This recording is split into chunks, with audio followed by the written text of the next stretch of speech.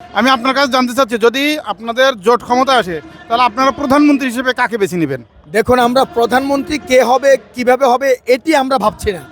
আমরা চাই যে যদি জনগণ বাংলাদেশ জামাত ইসলামী তথা দাঁড়িপাল্লাকে সাপোর্ট করে, আমরা এই জনগণের সমর্থনে যাকে সরকার করলে, প্রেসিডেন্ট করলে, প্রধানমন্ত্রী করলে ভালো হবে সেটা যেমন আমরা চিন্তা করব, তেমনিভাবে যে ডাক্তার শফিকুর রহমান গোটা বাংলাদেশের সকল দলকে একত্র করতে সক্ষম হয়েছে, শুধুমাত্র যারা পেশিবাদ ছিল তারা তো নাই, এবং যারা পেশিবাদের ভাষায় বর্তমানে কথা বলতেছে, যারা চাঁদাবাজি লুটতরাজের সাথে সম্পৃক্ত, তারা ছাড়া বাকি সকলকে ডাক্তার শফিকুর রহমান এক পাল্লা এনে 11 দলীয় জোট করেছে। সুতরাং যিনি নেতৃত্ব দিচ্ছেন এই 11 দলের, যিনি আগামী দিনের বাংলাদেশের মানুষকে মানুষ হওয়ার স্বপ্ন দেখাচ্ছেন, স্বাভাবিক জীবনযাপনের স্বপ্ন দেখাচ্ছেন, তিনিই প্রধানমন্ত্রী হবেন, এটি আমরা স্বাভাবিকভাবে মনে করছি।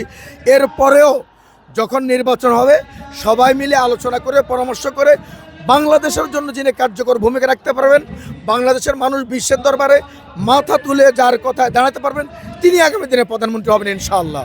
11 দলীয় জোট যদি সরকার গঠন করতে পারে তাহলে এইখানে আপনারা প্রধানমন্ত্রী হিসেবে কাকে বেছে নেবেন?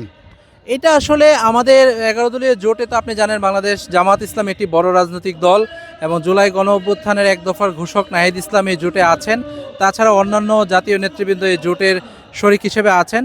তো আমরা আসলে এখন পর্যন্ত নির্বাচনের দিকে আসলে মনোযোগী। নির্বাচন শেষ হওয়ার পরে যে দল সিট বেশি পাবে, যাদের যাদের মেম্বার অফ পার্লামেন্ট তাদের সংখ্যা বেশি হবে, সেটার উপর ভিত্তি করে 11 দলীয় জোট ওনারা মিটিং করে সেটা পরবর্তীতে সিদ্ধান্ত নেওয়া হবে বলে আমি বিশ্বাস করি।